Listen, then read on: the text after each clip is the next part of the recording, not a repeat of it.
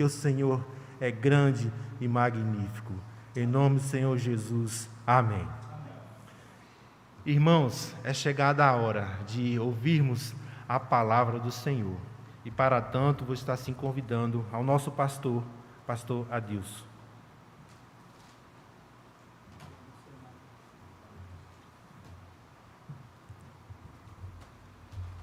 Meus irmãos queridos, vamos abrir a Escritura, a palavra de Deus, inspirada, autoritativa, inerrante, mais cortante do que qualquer espada de 2 gumes e apta para discernir os pensamentos e propósitos do coração. Eu quero convidá-lo a abrir a palavra de Deus no Evangelho de Mateus, capítulo 4, a partir do versículo 12 e até o verso 25. Mateus capítulo 4, a partir do versículo 12 e até o verso 25. Acompanhem comigo o que diz essa porção do Santo Livro de Deus. Mateus 4, a partir do 12, a palavra de Deus nos diz assim: Ouvindo, porém, Jesus que João fora preso, retirou-se para a Galiléia e, deixando Nazaré, foi morar em Cafarnaum, situada à beira-mar, nos confins de Zebulon e Naftali, para que se cumprisse o que fora dito por intermédio do profeta Isaías: terra de Zebulon, terra de Naftali, caminho do mar, além do Jordão, Galiléia dos gentios. O povo que jazia em trevas viu grande luz, e aos que viviam na região e sombra da morte, resplandeceu-lhes a luz. Daí por diante, passou Jesus a pregar e a dizer: Arrependei-vos, porque está próximo o reino dos céus. Caminhando junto ao mar da Galiléia, viu 2 irmãos, Simão, chamado Pedro, e André, que lançavam as redes ao mar, porque eram pescadores. E disse-lhes: Vinde após mim, e eu vos farei pescadores de homens. Então eles deixaram imediatamente as redes e o seguiram. Passando adiante, viu outros 2 irmãos, Tiago, filho de Zebedeu, e João, seu irmão, que estavam no barco em companhia de seu pai, consertando as redes, e chamou-os. Então eles, no mesmo instante, deixando o barco e seu pai, o seguiram. Percorria Jesus toda a Galiléia, ensinando nas sinagogas, pregando o evangelho do reino e curando toda sorte de doenças e enfermidades entre o povo. E a sua fama correu por toda a Síria. Trouxeram-lhe então todos os doentes, acometidos de várias enfermidades e tormentos, endemoniados, lunáticos e paralíticos, e ele os curou. E da Galiléia, Decápolis e Jerusalém, Judéia e da além do Jordão, numerosas multidões o seguiram. Nós vamos orar mais uma vez. Quero convidar você também que está nos acompanhando através das ondas da rádio, a curvar a sua fronte, você que pode, que está na sua casa, para orarmos nesse instante ao Senhor. Senhor, abre os nossos olhos para que contemplemos as maravilhas da Tua lei. Se o Senhor não fizer assim, será vão todo o nosso trabalho, porque não há capacidade humana para fazer aquilo que só o Teu Espírito, por Tua soberania e poder, pode fazer. Por isso nós te suplicamos, meu Senhor, que abra-nos o coração, aclare-nos os olhos, desempeça-nos os ouvidos, para contemplarmos as maravilhas da Tua lei, que a Tua palavra bendita, que será anunciada, seja o instrumento da graça, para que a igreja seja fortalecida, aperfeiçoada no serviço e no caráter, e para que aqueles por quem o Senhor Jesus morreu, sejam chamados eficazmente a um relacionamento de aliança.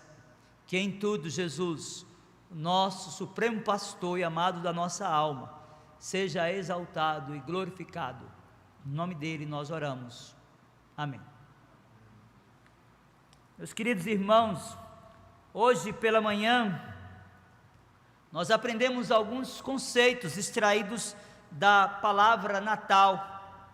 Nós já sabemos que eles estão diretamente relacionados com o nascimento. Vimos aqui que a palavra Natal significa do nascimento, ou seja, o Natal é uma data comemorativa que simboliza o nascimento do Senhor Jesus Cristo. Aprendemos também que as ideias em torno das luzes do Natal têm relação com uma lenda de que na Alemanha um senhor costumava colocar velas nas janelas para iluminar os caminhos dos viajantes que se perdiam. Dissemos que essa tradição se mesclou com o símbolo de Jesus, que seria aquele que iluminaria os caminhos da humanidade e que a tiraria das trevas. Vimos ainda, meus queridos irmãos e amigos, também que em meio às trevas e período de indiferença do povo para com a lei de Deus, a esperança do profeta Isaías residiu naquilo que nós definimos como o Natal. Dissemos que ele viveu as expectativas do nascimento do Filho de Deus. Afirmamos que ele compreendeu que só o Senhor Jesus pode dissipar as trevas do pecado. Ele percebeu que mesmo numa condição de completa ausência de esperança, é possível renová-la quando confiamos em Cristo como a nossa única fonte de esperança. Meus queridos irmãos e amigos, o texto que é objeto da presente exposição é o cumprimento das expectativas que o profeta Isaías viveu no passado, que está registrado no seu livro, no capítulo 9, como vimos hoje no culto matutino. Perceba que o que temos aqui em Mateus é um eco do passado, ou a concretização do que o Senhor Jesus estabeleceu na eternidade. Perceba a primeira seção, verso do 12 ao 17 de Mateus capítulo 4, a Escritura diz: ouvindo porém Jesus que João fora preso, retirou-se para a Galileia, e deixando Nazaré, foi morar em Cafarnaum, situada à beira-mar, nos confins de Zebulon e Naftali, para que se cumprisse o que fora dito por intermédio do profeta Isaías: terra de Zebulon, terra de Naftali, caminho do mar, além do Jordão, Galileia dos gentios. O povo que jazia em trevas viu grande luz, e aos que viviam na região e sombra da morte, resplandeceu-lhes a luz. Daí por diante passou Jesus a pregar e a dizer: arrependei-vos, porque está próximo o reino dos céus. Meus queridos irmãos, o registro do cumprimento desta profecia feito por Mateus é precedido de algumas ações do Senhor Jesus em seu ministério terreno. Isso pode ser percebido através da leitura do próprio Evangelho de João. É importante lembrarmos que há várias ocorrências no seu ministério público entre a sua tentação e o início da pregação na Galileia, como no registro de Mateus capítulo 4, verso do 12 ao 17.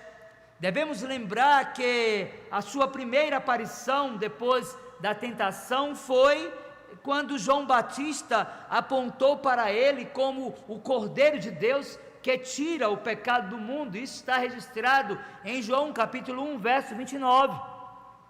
Depois disto, ele subiu até Jerusalém para a Páscoa, e João registrou isso no capítulo 2, conversou com Nicodemos, vimos isso no capítulo 3 do seu evangelho. Também teve uma longa conversa com a mulher samaritana, nós vimos isso em João capítulo 4, e só então retornou a Galiléia para pregar. Então Mateus registra esta passagem aqui nos versos 12 e 13. Mateus afirma que esta ocorrência cumpriu aquilo que nós definimos como uma agenda do céu, uma profecia veterotestamentária que ele mesmo cita aqui. Nós vamos fazer uso do texto que utilizamos na mensagem do sermão matutino desse dia do Senhor. Isaías capítulo 9, versos 1 e 2, é exatamente o texto que Mateus está citando aqui. Veja aí na sua Bíblia, Isaías capítulo 9, verso 1 e 2 diz: mas para a terra que estava aflita, não continuará a obscuridade. Deus nos primeiros tempos tornou desprezível a terra de Zebulon e a terra de Naftali, mas nos últimos tornará glorioso o caminho do mar, além do Jordão, Galiléia dos gentios. O povo que andava em trevas viu grande luz, e aos que viviam na região da sombra da morte, resplandeceu-lhes a luz. Meus queridos, nós já sabemos pela mensagem do culto matutino que esta passagem tem, do ponto de vista histórico, dois cumprimentos. Nós vimos aqui que o primeiro encontra-se no mesmo livro do profeta Isaías, lá no capítulo 37, verso do 33 ao 36, onde identificamos a profecia de que o cativeiro teria fim e o povo seria repatriado. O segundo tem cumprimento na primeira vinda do Messias, o Filho do Deus vivo, o Senhor Jesus Cristo, e encontra-se registrado aqui em Mateus capítulo 4, versos do 12 ao 16. Meus irmãos, o que nos chama a atenção aqui é a prioridade e conteúdo da mensagem pregada pelo Senhor Jesus Cristo. Sua prioridade não somente na Galiléia, mas em todos os lugares por onde passou, foi anunciar as boas novas da salvação. Ou seja, o seu ministério terreno teve como fundamento e como prioridade a pregação.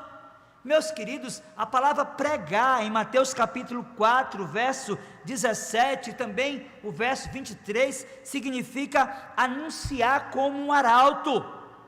Nós devemos dizer que não existe outra atividade tão honrada como a de um pregador. Devemos reafirmar que não há absolutamente nada mais importante e necessário para a alma humana senão ouvir a pregação do Santo Evangelho. Este, de fato, foi o trabalho principal do Filho de Deus, pregar, e esta deveria ser, de fato, a tarefa mais importante e de maior esmero para todos os pastores que ocupam tribunas e púlpitos nas suas igrejas. Meus queridos, acima de qualquer outro, este é o recurso que Deus utiliza para a conversão e a edificação do seu povo. J.C. Riley, comentando essa passagem, afirmou que os dias mais resplandecentes da Igreja de Cristo sempre foram aqueles em que a pregação do Evangelho foi mais honrada. Ele disse que enquanto que os dias mais nebulosos da história da igreja sempre têm sido aqueles que a prédica foi desvalorizada. Portanto, meus queridos irmãos, se esta foi a tarefa mais importante do ministério pastoral do Senhor Jesus, esta também deve ser a tarefa mais sublime e prioritária para os pastores, que não devem diminuir o valor desse trabalho, substituindo por qualquer outro de menor importância. Contudo, é lamentável, mas não tem sido pouco comum ocorrências em que pastores sobem aos púlpitos despreparados para a proclamação da palavra. eles sobem às tribunas sem a compreensão de que este é o meio pelo qual o Senhor chama os pecadores ao arrependimento. Eles sobem aos púlpitos, às tribunas, sem compreender que este é o meio pelo qual Deus vai fortalecer posteriormente aqueles que Ele chamou eficazmente das trevas para a luz.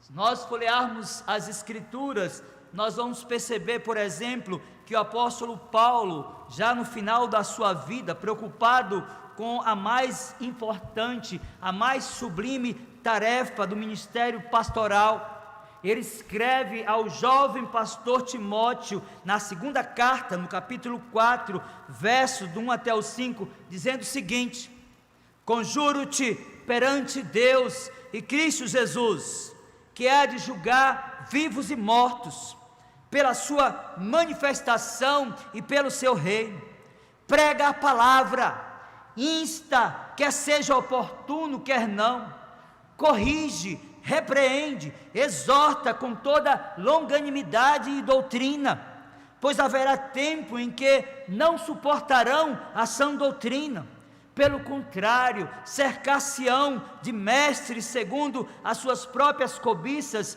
como que sentindo coceira nos ouvidos, e se recusarão a dar ouvidos à verdade, entregando-se a fábulas.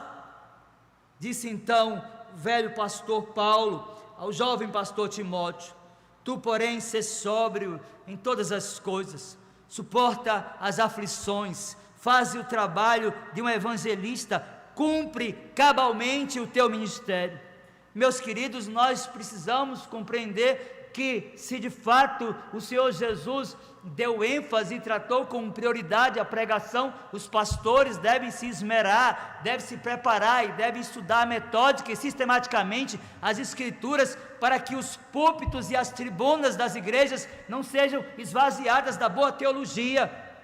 Mas é importante compreendermos também que, por sua vez, a igreja deve compreender a importância desta, que é a mais importante tarefa a ser desenvolvida pelos pastores, que necessitam não somente de condições, mas também de tempo para o estudo metódico, sistemático e aplicado das Santas Escrituras. Meus queridos, este tempo da vida de um pastor deve ser respeitado. Meus queridos, este tempo da vida de um pastor deve ser o tempo em que ele está recolhido, debruçado sobre as Escrituras e de posse dos instrumentos e recursos, deve buscar retirar desse livro as mais sublimes lições e a mais fiel interpretação do texto sagrado, para que a igreja seja edificada, para que a igreja seja fortalecida, para que o povo de Deus seja aperfeiçoado em caráter e santidade, e para que assim Cristo Jesus seja exaltado e glorificado. Nós poderíamos dizer que as igrejas e pastores que assumem esse compromisso são de fato aqueles que nós definimos como o remanescente fiel, já que nós vivemos tempos em que os púlpitos estão esvaziados da boa teologia, da exposição da Santa Escritura. De fato, é no mínimo estranho, meus queridos irmãos, que as pessoas não compreendam essa verdade, que este foi o ministério, ou o foco, ou a prioridade do ministério do Senhor Jesus, e esse também deve ser o foco e a prioridade daqueles que assumem os púlpitos para pregar a Santa Escritura, o Evangelho da graça de Deus. Mas perceba que, após a declaração de prioridade, Mateus agora destaca o conteúdo da mensagem pregada pelo Senhor Jesus, e o conteúdo da mensagem é simples. Perceba, a mensagem que Cristo pregava era esta: arrependei-vos, porque está próximo o reino dos céus.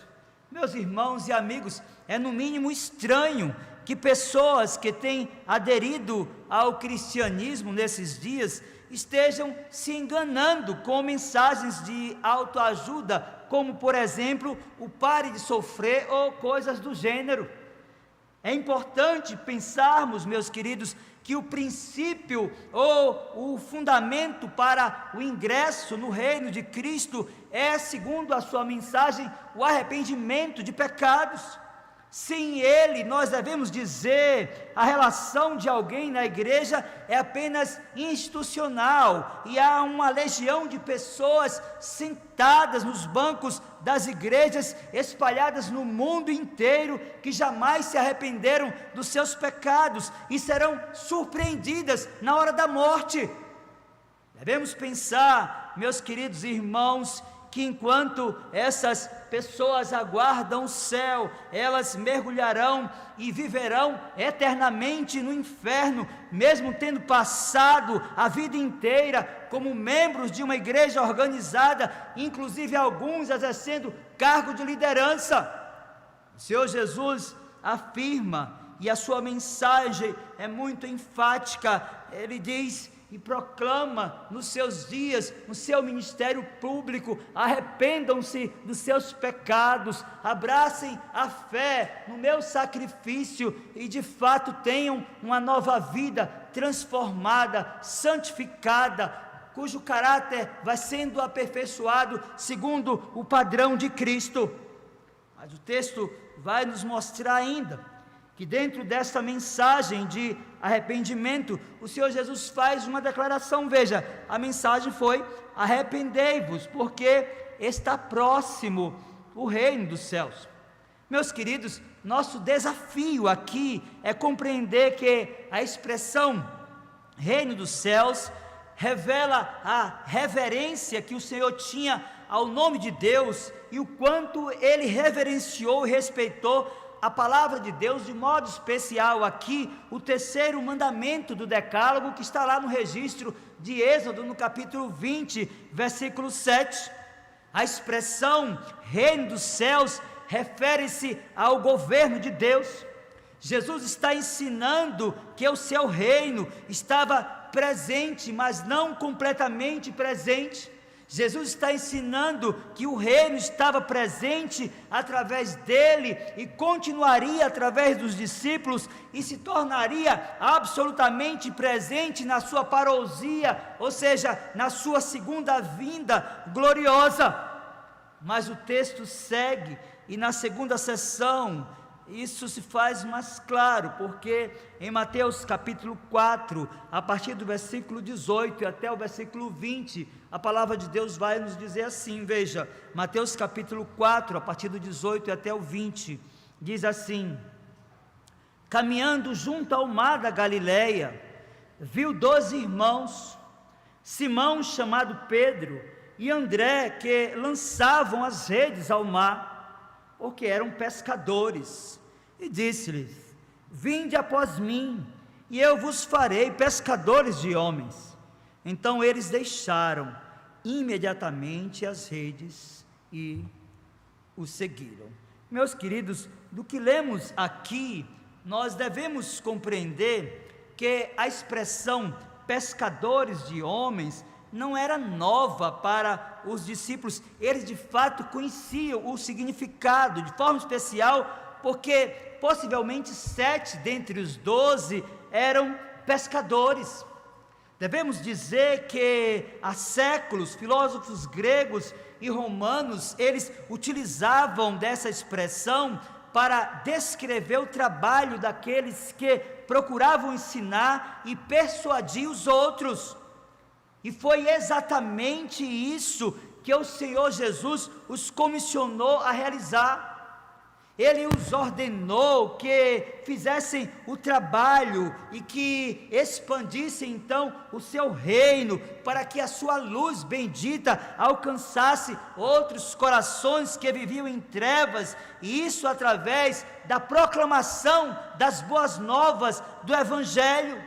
Meus queridos, a progressividade da revelação nos mostra aqui 2 aspectos interessantes desse chamado. Veja agora, Mateus capítulo 4, versos 21 e 22, a palavra de Deus ainda nos diz assim: passando adiante, viu outros 2 irmãos, Tiago, filho de Zebedeu, e João, seu irmão, que estavam no barco em companhia de seu pai, consertando as redes, e chamou-os. Então eles, no mesmo instante, deixando os barcos e seu pai, o seguiam. Meus queridos, percebam aqui, nessa segunda parte da segunda sessão de Mateus capítulo 4, que há uma palavrinha que nos interessa, e a palavra é chamou-os. Meus irmãos, no original a palavra é kaleo, cuja ideia é de chamar em alta voz, como em um quartel, quando o comandante chama à ordem os seus soldados. É importante compreendermos que esta expressão do grego kaleo aponta para dois significados na teologia sistemática, cuja abordagem tem relação estreita com a doutrina da vocação. Vocação, entenda como um chamado de Deus, que pode ser tanto geral como eficaz, e nesse caso aqui, a definição aponta para a graça irresistível. Meus queridos, na vocação geral, ou o chamado geral, as boas novas são proclamadas, as boas novas são anunciadas, as pessoas tomam consciência da verdade, contudo, elas permanecendo mortas em seus delitos e pecados, continuam vivendo de acordo com a disposição pecaminosa do próprio coração. Eu acredito que, do ponto de vista da teologia bíblica, a parábola do semeador é um bom exemplo disso. Ali nós encontramos um contraste entre fé histórica, que está relacionada a semi-religions, e a fé salvífica. Você pode ver isso, por exemplo, em Marcos capítulo 4, verso do 1 até o 20. Contudo, essa expressão chamou-os também nos sinaliza a chamada vocação eficaz ou a graça irresistível. Meus queridos, a vocação eficaz ou a chamada graça irresistível é uma doutrina do calvinismo, segundo a qual a graça divina é irresistível para os pecadores. Isto é o seguinte, é que o Espírito Santo convence e infunde fé salvadora naqueles que estão espiritualmente mortos, quando são despertados nos seus sentidos e arrependidos dos seus pecados. Devemos dizer aqui que o chamado que o Senhor Jesus fez aos discípulos envolve também a graça irresistível. Afinal, nós devemos dizer que ninguém, numa condição natural, deixará a sua zona de conforto, por exemplo, abandonando tudo para seguir a um homem, e eles só deixaram os seus afazeres porque eles foram invadidos pela graça de Deus e tornaram-se então os agentes que continuariam o trabalho iniciado na Galileia, levando luz para aqueles que estavam em trevas. É de fato isso que nós encontramos aqui como verdade.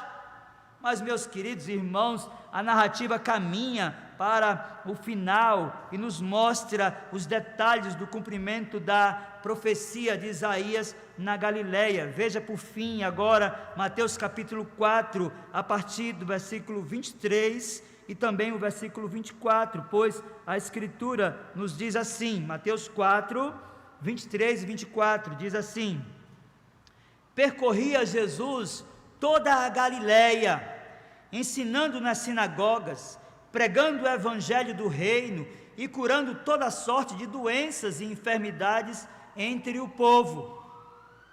E a sua fama correu por toda a Síria.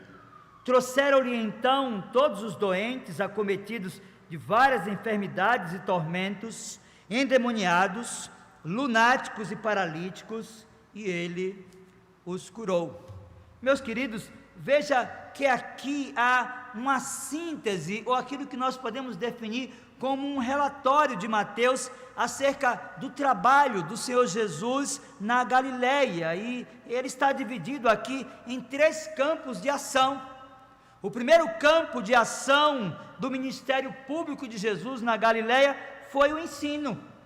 Isso é claro nesta passagem, e a palavra no original é didasco, cuja ideia gira em torno da instrução desenvolvida por um professor.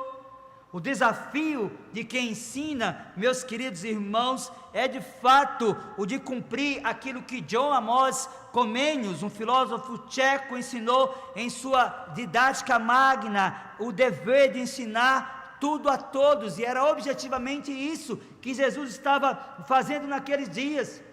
Devemos dizer que esta ideia de ensinar tudo a todos não é em nada uma tarefa simplista, já que a igreja é o espaço de construção de saberes mais heterogêneo que existe.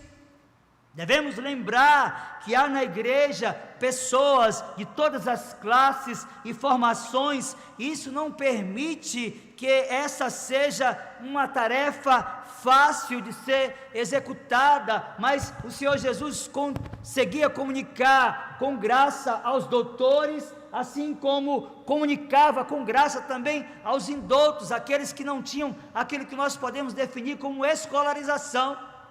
Mas há uma outra base do ministério de Jesus na Galileia. Lembre, a primeira base ou fundamento é o ensino, cuja palavra grega é didasco, mas há uma segunda manifestação e registro de Mateus aqui, daquilo que Jesus estava fazendo naqueles dias. E ele estava pregando. E a palavra no original aqui é querisso, e tem uma relação com as atividades desenvolvidas por um arauto, cujo papel era o de proclamar com gravidade e autoridade uma mensagem que deveria ser obedecida. Meus queridos, nós percebemos o quanto isso foi excelente no ministério público de Jesus, ao ponto de algumas pessoas chegarem a dizer: quem pode ouvir esse discurso? Alguns chegaram até a abandoná-lo e a percorrer outros caminhos, porque Jesus pregava com autoridade, porque ele pregava com poder, e ele pregava no poder do Espírito, as verdades da mensagem da graça, de modo que o Espírito convencia as pessoas, e elas eram atraídas a Ele mesmo, arrependidas dos seus pecados, passavam a viver em santidade. Mas há uma outra base aqui do ministério de Jesus na Galileia. Falamos do ensino, falamos da pregação ou da proclamação, mas Jesus também curou muitas pessoas ali, e a Escritura vai nos dizer e nos ensinar que, do ponto de vista da etimologia, a palavra cura no original traz uma definição ou associação com a palavra grega terapia, cuja ideia era de realizar um serviço curando ou restaurando a saúde de alguém. É importante, meus queridos irmãos, compreendermos que a proporção que Jesus curava e libertava as pessoas, a crença de que de fato ele era o Messias, ganhava visibilidade e notoriedade. Seus primeiros discípulos também receberam o dom sobrenatural ou supranatural para curar enfermos, e a proporção que os milagres eram realizados, eles eram reconhecidos como enviados pelo Senhor para aquela missão específica. Meus irmãos, de fato, esse dom espetacular entre os primeiros discípulos do nosso Senhor Jesus Cristo cessou com a morte do último membro do colegiado, o apóstolo João.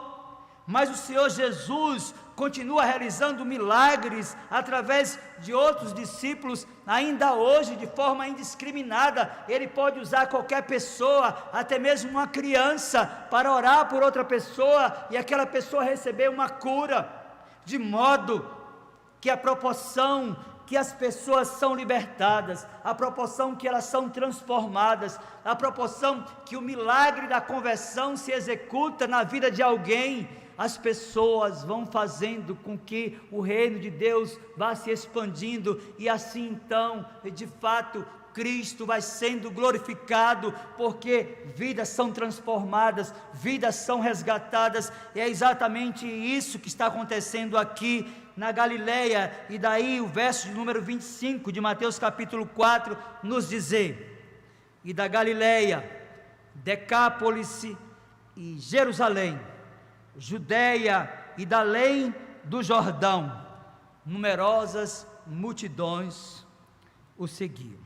Meus queridos, de fato, nós precisamos de compreender a beleza daquilo que Isaías sonhou no passado. E vimos na mensagem desse culto matutino, nesse dia do Senhor, o quanto em meio àquelas trevas e dificuldades que aquele profeta estava vivendo, ele oxigenou a sua mente com a esperança do Messias que viria. Em meio ao caos, em meio às trevas do pecado, em meio à apatia, em meio à indiferença em que as pessoas estavam vivendo naqueles dias, Isaías sonhou com aquilo que essas pessoas estavam vivendo aqui na Galileia, ouvindo o Mestre a proclamar, vendo o Mestre a curar, infundindo vida em seres espiritualmente mortos. Meus queridos, nós iniciamos a exposição desta passagem de Mateus capítulo 4, do 12 até o versículo 25, destacando como a profecia de Isaías se cumpriu nos dias do ministério público do Senhor Jesus. E eu quero chamar a sua atenção para alguns ensinos diante daquilo que vimos na exposição dessa mensagem. E o primeiro ensino é que em dias em que a humanidade, especialmente o ocidente cristão, celebra o Natal, é importante destacar que esta festa não deve se esvaziar do seu principal propósito e sentido. À proporção que o tempo passa, nós temos percebido o quanto o Natal tem se empobrecido de Cristo. Meus queridos, há muitos símbolos que têm sufocado o verdadeiro sentido do Natal.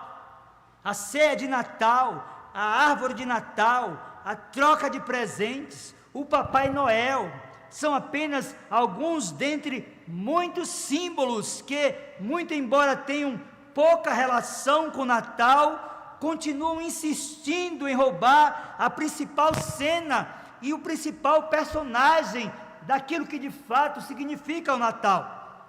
Mas em segundo lugar, nós devemos pensar que o verdadeiro sentido do Natal sinaliza alguns ensinos preciosos. Primeiro, Natal é símbolo de esperança. Meus queridos, foi este o sentimento do profeta Isaías no passado, quando se referiu ao nascimento do Filho de Deus, e nós vimos isso aqui pela manhã. Meus irmãos, Natal é símbolo de consumação. O que foi esperança para Isaías foi de concretização para Mateus em seu registro sacro, e nós percebemos isso em Mateus capítulo 4. Meus irmãos, Natal é símbolo de iluminação. Isaías vaticinou e Mateus compreendeu e contemplou a luz de Deus que invadiu a vida de muitas pessoas. Daí a afirmação: para o povo que jazia em trevas, viu-se grande luz, e essa luz é Jesus Cristo. Meus irmãos, portanto, a profecia se cumpriu. Deus chamou para si homens e mulheres que estavam em trevas, que viviam na escuridão do pecado, e fez nascer no coração deles a pessoa de Jesus Cristo, o verdadeiro, mais autêntico, mais sublime sentido do Natal. Por isso e por fim, historicamente, meu querido irmão, o Natal tem de fato a sua origem em Belém, lá onde o Filho de Deus nasceu numa manjedoura, mas para que o Natal se torne para você uma grande e concreta realidade, você precisa compreender a necessidade do arrependimento dos seus pecados. Você precisa compreender que você continua vivendo em trevas, que o pecado é trevas, que o pecado é morte, e que Jesus é luz, que Jesus é vida, e que Ele pode mudar a sua realidade. Daí então, você terá de fato, como muitos falam, um Feliz Natal. Porque a partir do momento que Jesus deixar de nascer em sua vida, apenas como um evento histórico, lá em Belém, e de fato nascer no seu coração, o verdadeiro e autêntico sentido do Natal terá nascido na sua vida e na sua casa. A minha oração e súplica é que Deus, por sua graça, lhe conceda a graça do arrependimento de pecados, para que, confessando a Jesus, você tenha uma vida de esperança, como tiveram aqueles que ouviram as boas novas da salvação por meio de Jesus Cristo. Que Ele mesmo, por sua graça e bondade, aplique a sua palavra ao nosso coração. Nós vamos ficar de pé e vamos orar ao Senhor, suplicando a Ele a graça da aplicação da palavra ao nosso coração. Curve a sua fronte, feche seus olhos, vamos orar ao Senhor. Meu Senhor, em nome de Jesus, Teu Filho bendito, que nos proporcionou a vida que temos, a esperança, o contentamento, a alegria, a fé não histórica, mas salvífica, que nos identifica como eleitos, como marcados para o dia da eternidade feliz. Nós bendizemos a Ti, meu Senhor, porque assim como o Senhor infundiu esperança no coração de Isaías no passado, que em meio às trevas do pecado, a indiferença, a apatia, a hipocrisia, teve a sua mente oxigenada pelas verdades da graça revelada em Jesus, porque assim como o Senhor, por Tua graça e bondade, no cumprimento das profecias veterotestamentárias, deu a graça a tantos aqueles que na Galileia ouviram as boas novas do Evangelho, nós também, meu Senhor, após mais de 2000 anos, ouvimos as boas novas da salvação, e Jesus Cristo, que é a luz do mundo, a brilhante estrela da manhã, transformou a nossa vida e todo o nosso ser, e nós compreendemos que Ele de fato é a essência, é a manifestação do verdadeiro sentido do Natal. Que Ele possa nascer também, Senhor, no coração daqueles que permanecem nas trevas, que o Senhor lhes dê conhecimento e arrependimento de pecados, para que, abraçando a fé na pessoa de Jesus, vivam a vida plena de esperança e contentamento, para que Jesus Cristo, nosso Senhor e Redentor, seja exaltado e glorificado. No nome dEle nós oramos. Amém. Recebam a bênção, meus irmãos. Que a graça do Senhor Jesus, o amor de Deus, o nosso muito bondoso Pai, o poder, a comunhão e as consolações do Santo Espírito de Deus, sejam sobre vós, irmãos, e sobre vós repouse. Assim vos abençoe o Deus Pai, Filho e Espírito Santo.